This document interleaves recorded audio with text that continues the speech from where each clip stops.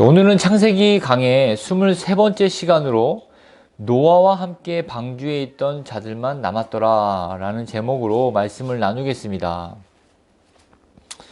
먼저 본문에서 살펴봐야 할 부분은 창세기 7장 11절에 노아가 600세 되던 해 둘째 달 곧 그 달 11의 날이라 하는 부분입니다. 정확한 날짜가 나옵니다. 이 날짜는 무엇을 가리키는 날짜죠?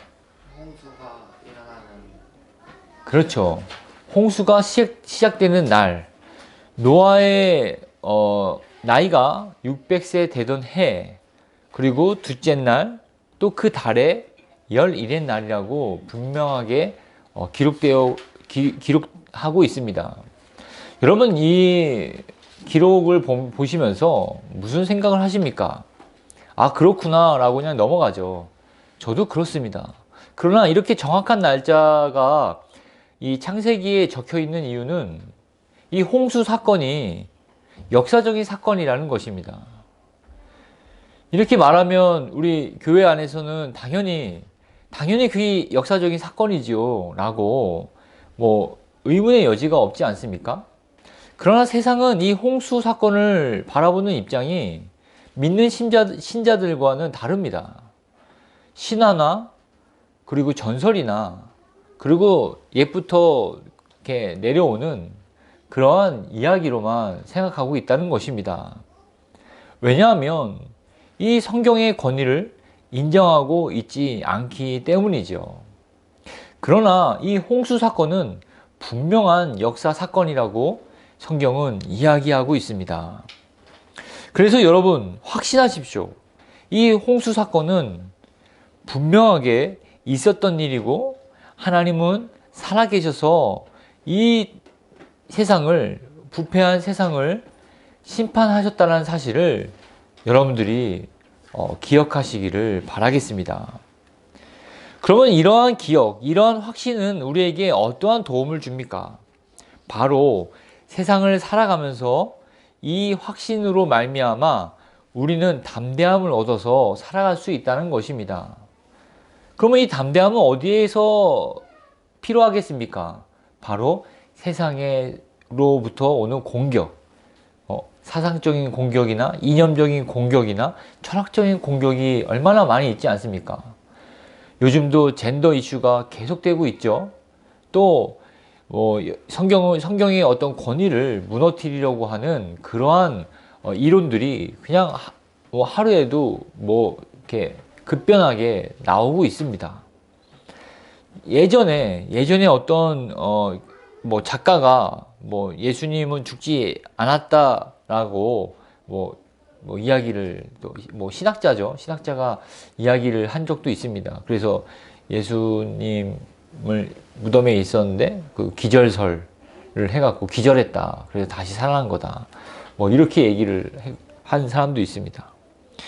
또 막달라 마리아와 결혼했다라고 하는 그러한 부분도 있고, 또 이렇게 요한이 이렇게 기대해서 있는 성경의 모습을 보면서 예수님은 동성애자다 이런 식으로 아주 비약해서 성경의 이 권위를 무너뜨리려고 하는 그런 악한 무리들이 있기 때문에 우리는 이러한 성경적 사실들을 매우 확신하지 않으면 금방 무너지거나 흔들릴 수 있다는 것입니다.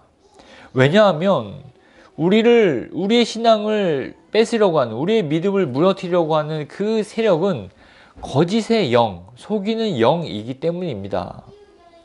그런데 이 거짓의 영은요, 참으로 지혜롭기 때문에 이미테이션을 우리한테 갖다 주는데 매우 다른 이미테이션이 아니라 매우 비슷한, 매우 흡사한 그러한 가짜를 내놓기 때문에 우리는 매우 속기 쉽습니다.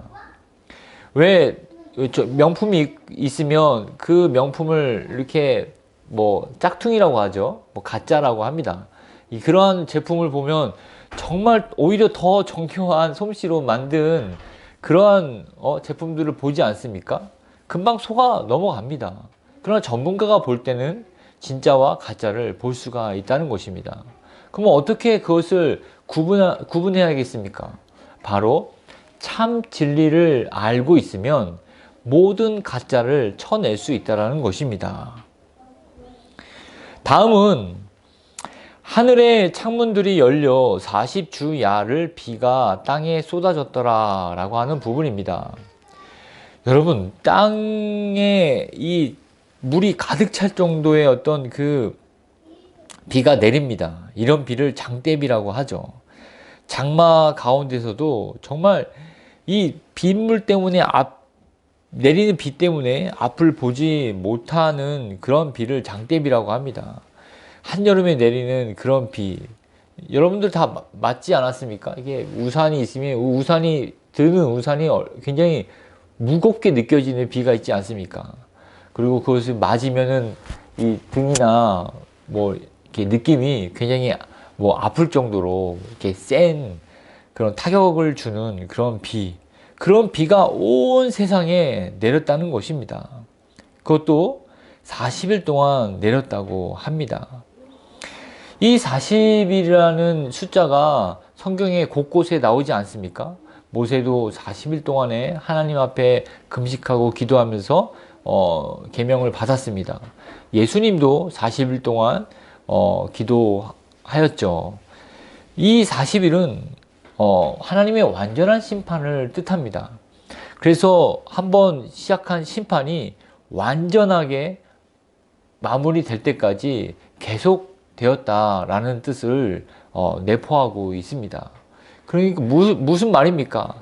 한번 시작한 것이 어설프게 끝나거나 흐지부지 그냥 이렇게 마무리됐다는 얘기가 아니라 시작과 끝이 완벽하게 되었다라고 하는 것을 이 40일이라는 이 날짜를 통해서 우리에게 말씀해 주시고 계시다는 것입니다.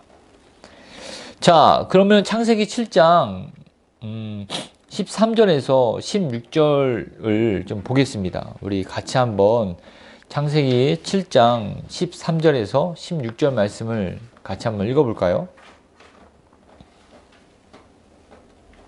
네, 한 목소리 읽겠습니다. 시작.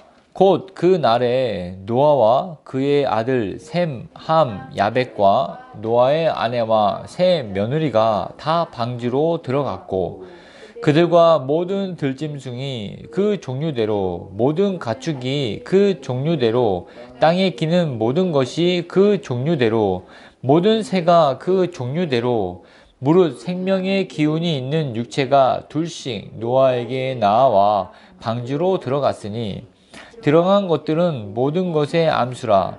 하나님이 그에게 명하신 대로 들어가매 여호와께서 그를 들여보내고 문을 닫으시니라. 네, 짐승들은 정한 수대로 들어갔습니다. 그러나 사람은 선택된 자들이 들어갔습니다. 무슨 말입니까? 짐승들은 선한 짐승 7쌍씩, 그리고 이제 선하지 않은 순결하지 않은 짐승 2쌍씩을 이렇게 들여보냈습니다. 그러니까 이 짐승 저 짐승 막 고른 것이 아니라 그냥 이렇게 순서대로 오는 짐승을 대로 들여보냈다는 것입니다.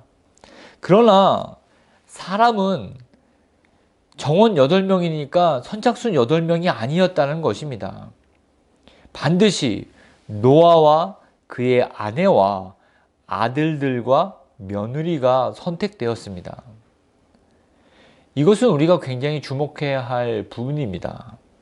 왜냐하면 하나님은 자신이 구원할 자를 지목하시고 작정하시고 예정하셨다라는 것을 우리가 이 본문을 통해서 알 수 있기 때문입니다. 여러분, 한국 최초의 우주인이 있지 않습니까? 그 우주인을 뽑는 일에도 수많은 사람들이 몰려와서 각종 테스트를 받았습니다. 신체적인 능력, 지적인 능력, 또 심리적인 어떤 면에서 여러모로 테스트를 받아서 우수한 성적을 받은 사람이 선발되었습니다. 이렇듯 세상은 우수한 능력, 뛰어난 능력, 남들보다 탁월한 능력을 가지고 있는 자를 선발합니다. 그러나 여러분, 하나님의 나라는 그러한 기준으로 선발되지 않다라는 것을 이 본문에서는 말씀해 주고 계시다는 것입니다. 세상은 가지고 있는 자, 갖춘 자를 뽑지만 하나님의 나라는 하나님께서 직접 선택하신다는 것입니다. 오직 하나님의 주권적인 은혜로 그가 선택하십니다.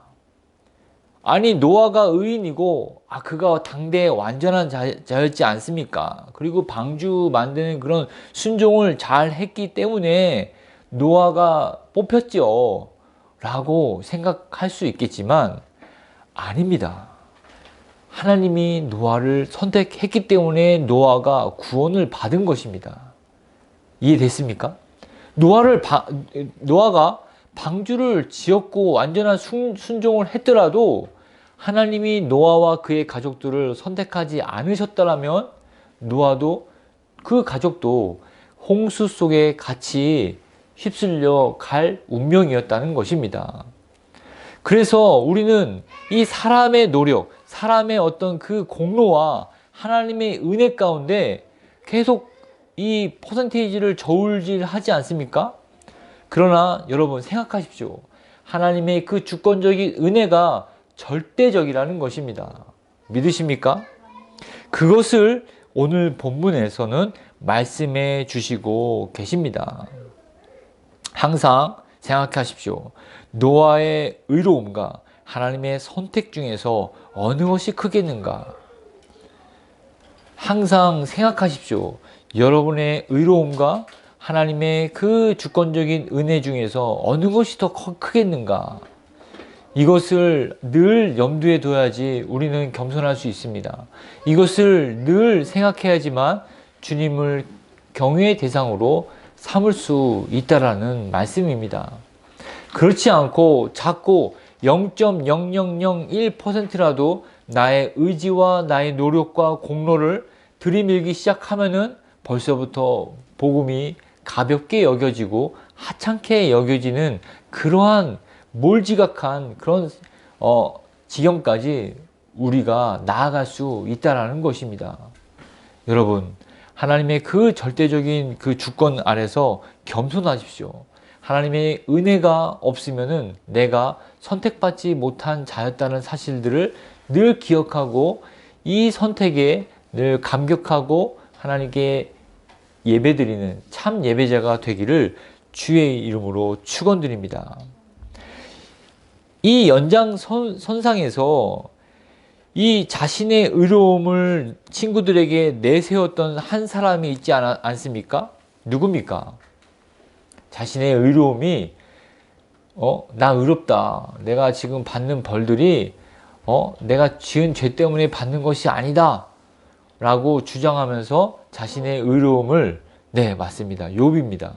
욥은 자신의 의로움을 그 세 친구들에게 계속 변명하고 또 항변했죠. 그러나 이 욥이 하나님을 만났을 때 본인은 어떻게 대답했습니까? 어떤 고백을 했습니까? 욥은 이렇게 고백했습니다. 나는 비쳐나오니 무엇이라 주께 대답하리이까? 내 손으로 내 입을 가릴 뿐이로소이다. 욥기 40장 4절 말씀에 이렇게 욥은 자신의 의로움을 마음껏 자랑하던 욥은 하나님을 만나고서야 비로소 어떻게 했습니까? 회개에 이르게 되었다는 것입니다. 이렇듯 우리 인생에서 하나님의 은혜가 절대적이라는 사실을 우리는 인식하며 깨달아야 한다는 것입니다. 그래서 말씀을 대하는 태도, 또 기도를 대하는 태도가 우리는 더 깊어져야 하고 달라져야 한다는 것입니다. 깊은 곳에 그물을 내려서 많은 물고기를 잡은 베드로의 반응은 어땠습니까? 내가 밤이 맞도록 수고하였지만 주님의 말씀에 의지해서 그물을 내리겠습니다 하고 내리지 않았습니까? 그랬더니 그물이 찢어질 정도로 동료가 도와주지 않으면 잡지 못할 정도로 많은 물고기들을 잡았습니다. 그런데 베드로의 반응은 어땠습니까? 주님, 이번에 또 어떤 곳에 그물을 내릴까요? 라고 했습니까? 아닙니다. 예수님의 무릎 아래에 엎드려서 주님 나를 떠나소서 나는 죄인이로소이다 라고 말하지 않았습니까? 우리가 하나님을 알아가면 알아갈수록 보이는 자연스러운 반응은 바로 그분을 향한 경외감이 더욱 커진다는 것입니다.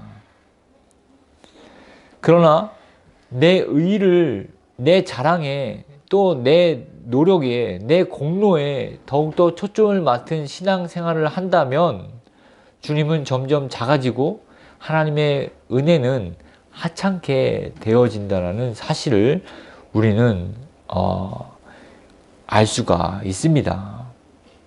그래서 하나님을 인격적으로 알아가는 지식에서 우리는 지향해야 하고 종교적인 커리어만 쌓는 그러한 어떤 길들을 바로 중단해서 하나님의 그 절대주권 아래에서 우리는 겸손해야 한다는 것입니다. 다음은 참된 신자가 제일 먼저 구해야 할 것은 바로 하나님의 은혜입니다. 이 하나님의 은혜는 우리를 완전히 구원해 주신다는 것입니다. 그래서 시편 기자도 이렇게 노래하지 않았습니까? 나의 영혼이 잠잠히 하나님만 바라며 나의 구원이 그에게서 나오는도다. 매일 아침마다 소소한 간구를 드리는 것도 좋지만 하나님의 구원의 은혜를 위해서 간구하며 또 기도로 나아가시기를 주의 이름으로 축원드리겠습니다. 다음은 창세기 7장 16절 말씀을 보겠습니다. 들어간 것들은 모든 것의 암수라 하나님이 그에게 명하신 대로 들어가매 여호와께서 그를 들여보내시고 문을 닫으시니라. 창세기 7장 16절에는 방주의 문을 누가 닫았는지에 대해서 우리에게 말씀해 주시고 계십니다. 여러분, 방주의 문을 누가 닫았습니까? 네, 하나님이 닫았습니다. 동물들이 방주로 들어갈 때를 마치자 하나님이 방주의 문을 닫으셨습니다. 그 전까지만 해도 방주의 문은 열려 있었습니다. 노아가 방주를 만드는 내내 그 기간 동안에도 방주의 문은 열려 있었죠. 또 짐승들이 들어가는 동안에도 방주의 문은 열려 있었지만 닫힐 시간이 되자 하나님께서 방주의 문을 닫으셨습니다. 그리고 하나님의 그 참혹한 심판이 끝나기까지 이 방주의 문은 아무도 열 수 없었고 열리지 않았다는 사실에 여러분 주목하십시오. 아무리 밖에서 방주의 문을 열려고 해도 이 한 번 닫힌 방주의 문은 열리지 않았습니다. 이러한 모습을 우리 성경은 묘사하고 있지 않지만 우리는 얼마든지 상상할 수 있지 않겠습니까? 오랜 시간 동안에 방주를 만드는 일을 노아는 했습니다. 노아가 짓는 방주를 보고 많은 사람들이 조롱도 했었고 또 도와주기도 하지 않았겠습니까? 그러나 이 사람들은 그런 방주를 보고 한 번도 하나님의 계획에 대해서 헤아리지 않았다는 것입니다. 들을 수 있었겠죠. 홍수가 일어날 것이다. 이 방주 안에 그래서 이 방주를 만드는 것이다. 얼마든지 방주 만드는 기간에 동물들이 들어가는 그 시간 동안에도 자신의 죄를 회개하고 방주로 들어갈 수 있었던 시기가 있었지만 그 기회를 놓치자 많은 사람들은 다시 그 기회를 잡을 수 없었다는 사실을 이 오늘 본문에서는 말씀해 주시고 계시다는 것입니다. 왜 그렇습니까?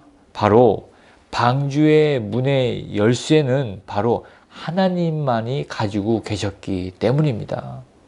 노아가 그 방주를 만들었지만 그 방주의 문을 열고 닫는 키는 자신이 가지고 있지 않고 하나님이 가지고 계셨다는 것입니다. 우리는 이 부분을 보면서 몇 가지 교훈을 얻을 수가 있습니다. 첫 번째로는 구원의 기회를 미루지 마십시오. 사람들이 교회에 다니지 않고 그리스도를 자신의 구세주와 구원자로 영접하기를 피하고 미루는 이유 중에 하나는 지금은 때가 아니다. 다음에도 기회가 있다라고 하는 안일한 생각 때문에 구원의 기회를 미룹니다. 그 미루는 심리에는 아직 나에게 기회가 있다라는 여유로움 때문이죠. 오늘만 날이냐, 새털처럼 많은 날에 언제든지 내가 원하면, 내가 준비가 되면 나는 언제든지 신앙생활을 할 수 있을 것이다. 뭐 이런 생각도 하고, 저 어렸을 때 주산학원 그 선생님은 나이가 많으셨는데 젊었을 때 세상을 많이 즐기고 나서 이제 나이가 들었을 때 뭐 교회를 다녀도 된다. 이런 철학을 가지고 계셨어요.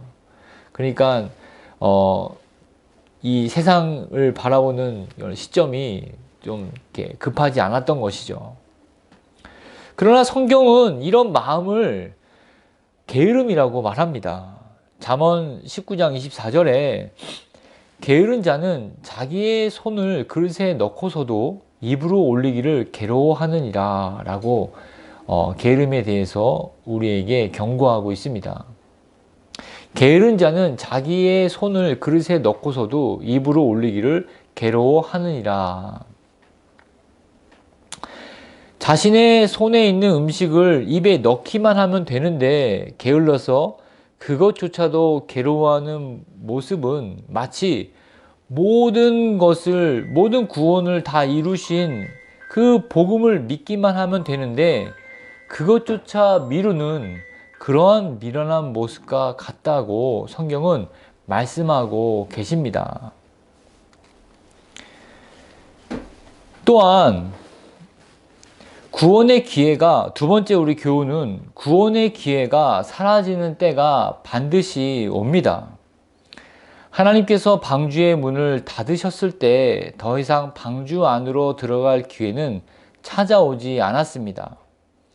하나님께서 방주의 문을 닫으셨듯이 하나님이 각자의 구원의 문을 임의로 닫으십니다. 이게 무슨 말입니까? 살면서 세상을 떠나는 사람의 소식을 우리는 종종 듣지 않습니까? 그런데 뭐 자신의 어떤 인생의 어떤 연륜이 다 차서 세상을 떠나는 사람들이 있는 반면에 뜻하지 않는 죽음으로 이 세상을 떠나는 사람들의 소식을 듣습니다. 저도 제가 이제 살아오면서 정말 젊은 나이에 뜻하지 않는 사고로 세상을 떠난 친구들의 어떤 소식을 또 듣습니다. 제 동창 중에서도 이미 수십 년 전에 세상을 뜬 친구들도 있고 후배들의 소식을 듣죠. 이들은 생각지 못한 때에 방주의 문이 닫힌 것입니다. 누구나 이런 경우가 생길 수 있습니다. 우리가 앞으로 1시간 미래의 일들을 예측할 수 없듯이 말입니다. 이 부분을 더 깊이 생각한다면 이 설교를 들으시는 여러분은 나는 이미 방주로 들어왔기 때문에 해당 사항이 없지 않느냐라고 생각할 수 있습니다.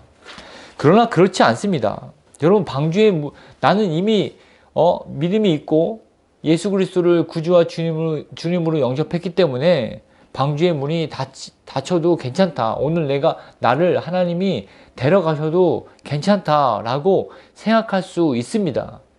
물론 나 혼자를 생각하면 그렇죠. 그러나 우리는 구원받은 자들에게 주신 또 사명이 있지 않습니까?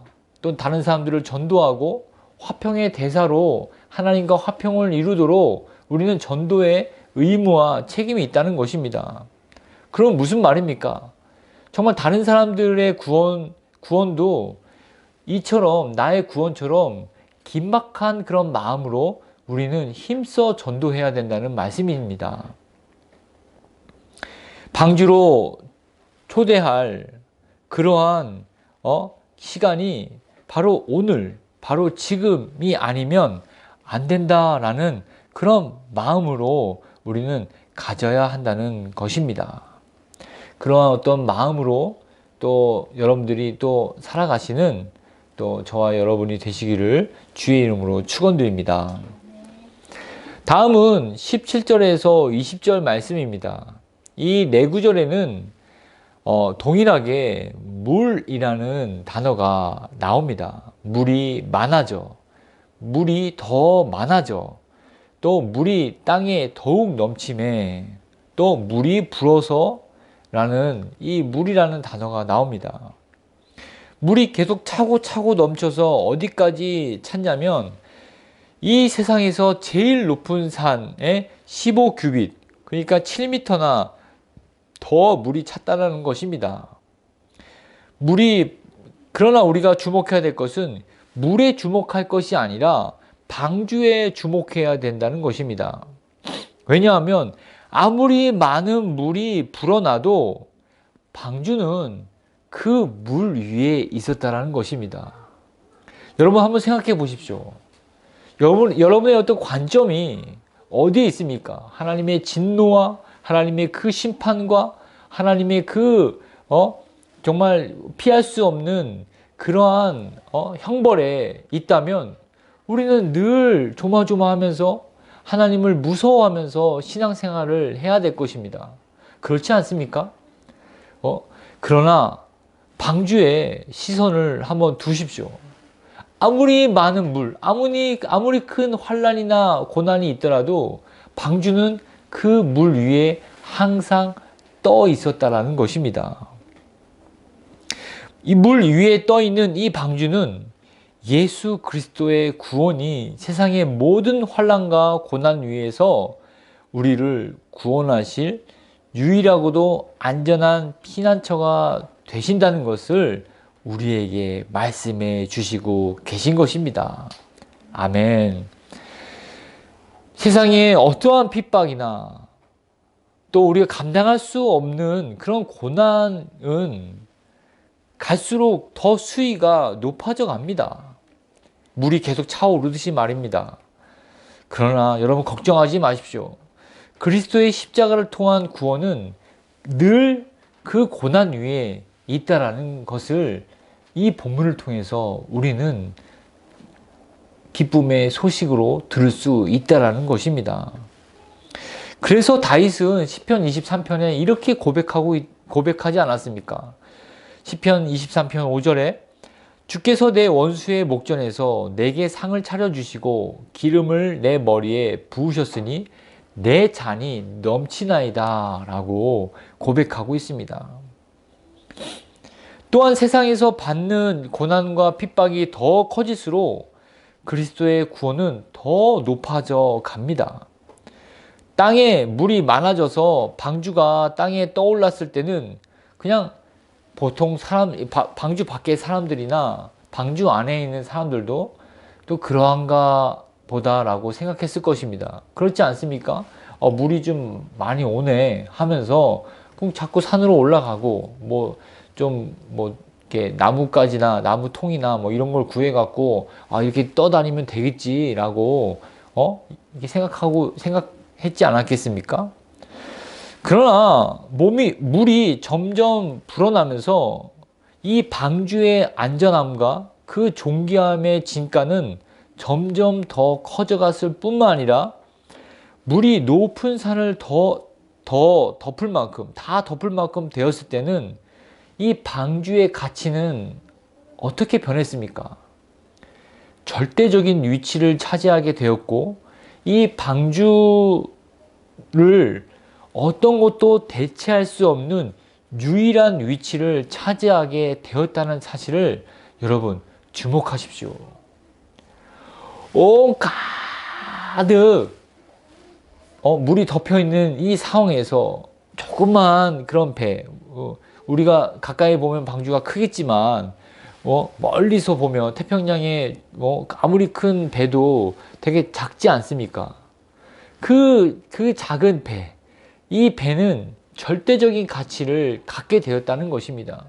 그리고 유일한 가치를 가지게 되었다는 것입니다. 여러분, 이게 무슨 말입니까? 복음은 우리에게 절대적이라는 것입니다. 복음은 우리에게 유일하다는 것입니다. 다른 대체제가 없다라는 말씀입니다. 다른 것을 보완할 그러한 것이 이 세상에는 없다라는 것입니다. 그렇기 때문에 여러분, 이 복음을, 예수 그리스도의 복음을 절대적으로 신뢰하십시오. 이 예수 그리스도의 복음을 유일하게 나의 피난처로 여기시기를 주의 이름으로 축원드립니다. 물이 점점 차오를수록 방주는 더 높은 곳으로 오르듯이 예수 그리스도의 복음은 우리가 겪는 환난이나 어려움을 통해서 그 가치가 더욱더 올라간다는 사실을 기억하십시오. 이것은 믿는 신자가 누릴 수 있는 평안함입니다. 믿는 신자만이 누릴 수 있는 구원이라는 것입니다. 세상에서는 맛볼 수 없는 평안과 안전을 하나님은 이 예수 그리스도의 복음이라는 방주를 통해서 우리에게 은혜로 주신다는 사실을 기억하시기를 주의 이름으로 축원드립니다. 마지막으로 오늘 본문 21절과 24절입니다. 우리 창세기 7장 21절과 24절을 같이 한번 읽어볼까요? 창세기 7장 21절과 24절입니다. 네, 찾으셨습니까? 네, 같이 읽겠습니다. 21절 시작. 땅 위에 움직이는 생물이 다 죽었으니 곧 새와 가축과 들짐승과 땅에 기는 모든 것과 모든 사람이라. 육지에 있어 그 코에 생명의 기운에 숨이 있는 것은 다 죽었더라. 지면의 모든 생물을 쓸어버리시니 곧 사람과 가축과 기는 것과 공중의 새까지라. 이들은 땅에서 쓸어버림을 당하였으되 오직 노아와 그와 함께 방주에 있던 자들만 남았더라. 물이 150일을 땅에 넘쳤더라. 세상에 숨이 있는 생물들은 홍수로 인해 죽임을 당했습니다. 그러나 오직 방주 안에 있는 생명들은 안전했죠. 방주는 생명을 구원하는 구조선이었습니다. 생명선이었습니다. 그것도 간신히 생명을 보존하게 하는 것이 아니었습니다. 방주 안에만 생명이 있듯이 오직 예수 그리스도에게만 생명이 있음을 우리에게 말씀하고 계십니다. 사도행전 4장 12절에는 다른 이로서는 구원을 받을 수 없나니 천하 사람 중에 구원을 받을 만한 다른 이름을 우리에게 주신 일이 없음이라 라고 말씀하고 계십니다. 다른 이름으로는 구원을 받을 수 없다. 오직 예수 그리스도의 이름 외에는 구원을 받을 만한 이름을 하나님이 우리에게 주신 일이 없다라고 선포하고 계시다는 것입니다. 다른 대안이 없습니다. 플랜 B가 없다라는 것입니다. 방주만이 홍수에 대한 유일한 방법이며 플랜 A이듯이 오직 그리스도의 십자가만이 우리의 죄와 죽음의 문제에 대한 유일한 방법이며 플랜 A라는 것입니다. 방주는 150일 동안이나 되는 기간 동안에 먹을 것과 마실 것을 충분히 제공하고 홍수 이후에 남은 삶을 충분히 살 정도로 건강하게 생명을 유지할 수 있게 하는 그런 곳이었습니다. 150일 이후에 방주의 문이 딱 열렸는데 반은 죽어 있고 반은 병에 걸려 있다라면 얼마나 불행했겠습니까? 그러나 그렇지 않았다는 것입니다. 모든 생명, 이 방주 안에 이 5개월 동안의 이 시간 동안 모든 생명이 건강하게 풍성하게 잘 먹고 잘 지낼 수 있었던 곳이 바로 방주였다라는 것입니다. 여러분 그렇지 않습니까? 만약에 그렇지 않았으면 정말 이 세상이 우리가 볼 수 있는 동물들이 얼마나 보지 못한 동물들이 얼마나 많았겠습니까? 근데 지켜졌다는 것입니다. 유지됐다는 것입니다. 건강하게 풍성하게 바로 예수 그리스도 안에서 이렇게 우리는 풍성함과 또 우리는 건강하게 유지할 수 있다라는 것입니다. 하나님은 방주 밖에 나온 노아와 그의 가족들에게 노아에게 이런 명령을 하셨습니다. 아담에게 하신 명령을 그대로 하신 거죠. 생육하고 번성하여 땅에 충만하라. 하나님의 명령대로 노아와 그의 가족들은 생육하고 번성하여서 땅에 충만하게 되었습니다. 방주는 생명을 보존할 뿐만 아니라 그 생명이 건강하고 풍성하도록 있게 하였다는 것을 반증할 수 있다라는 내용입니다. 이와 같은 맥락에서도 마찬가지로 그리스도의 복음 안에 있을 때 우리는 진정으로 생육하고 번성하고 땅에 충만할 수 있다는 사실을 우리는 알 수 있다는 것입니다. 왜냐하면 그리스도 안에는 풍성함이 있기 때문입니다. 그분의 풍성함을 경험하십시오. 그 풍성함은 부족이 없습니다. 다함도 없습니다. 가람도 없습니다. 그리고 제한도 없습니다. 그분의 풍성함은 무한합니다. 그래서 무한한 자원을 우리에게 공급하십니다. 그래서 여러분 믿는 신자들에게 갖게 되는 그런 마음의 어떤 그 태도는 여유로움입니다. 안정감입니다. 그래서 이런 것을 깨달은 신자들이 쉽게 짓는 죄들은 조급함이죠. 조급함은 세상 사람들에게만 있는 겁니다. 왜? 제한되어 있으니까. 자원도 제한되어 죽음의 그 두려움 때문에 자기의 생명도 제한되어 있죠. 서로 아웅다웅 싸우면서 내가 눌러서 이기지 않으면 안 되는 그런 구조 속에 살아가기 때문에 그러한 조급한 마음으로 살아가지 않습니까? 그러나 방향이 틀리기 때문에 목표 지점이 틀리기 때문에 믿는 신자들은 이런 조급함을 벗어날 수 있다는 것입니다. 이것 때문에 우리는 평안함을 누릴 수 있다라는 것입니다. 저도 이 사실을 몇 년 전에 깨닫고 나서는 계속 이 조급함을 자꾸 떨쳐버리려고 노력하고 있습니다. 잘 안 됩니다. 왜? 한평생 조급해하면서 살아왔던 그 습관이 그냥 뼛속까지 배겨있기 때문에 이것을 떨쳐버리란 매우 어렵습니다. 그래서 자꾸 실수하고 또 이것을 반복하고 또 후회하고 또 반성하고 다시 결심하는 것을 이렇게 반복하지만 그래도 점점 나아지는, 점점 여유로워지고 점점 더 하나님의 어떤 그 풍성함을 맛보아 알게 되어서 또 이렇게 여유로움을 갖게 되는 저의 모습을 보면서 더 하나님의 그 풍성함을 맛보는 그런 간절함이 더 생긴다는 것이죠. 이러한 풍성함으로 말미암아 우리의 영혼은 참된 쉼을 얻을 수 있습니다.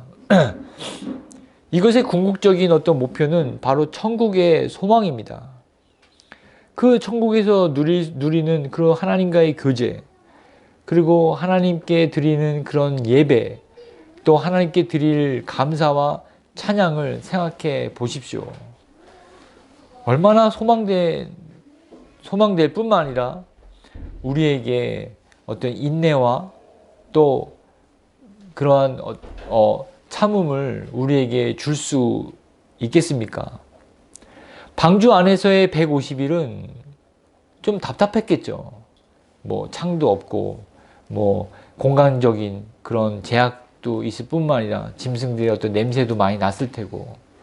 그러나 이 방주 안에 있을 때의 어떤 그런 불편함도 있었겠지만 소망 때문에 다시 방주 밖에서 볼 그런 그 햇살, 그 신선한 공기, 이 소망 때문에 방주 안에서의 그 생활들을 참고 견딜 수 있지 않았겠습니까?